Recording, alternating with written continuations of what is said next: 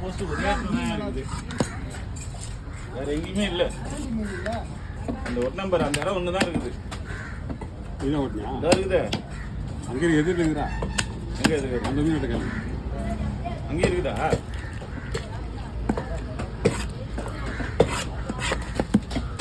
சுற்றி வரணுண்ணே நைட்டு 2:30 மணிக்கு வந்துருக்கு.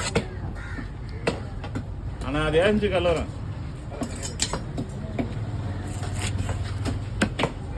பூங்கான கடையை அவுத்தவங்க உங்களுக்கு தெரிஞ்சிருக்கும்.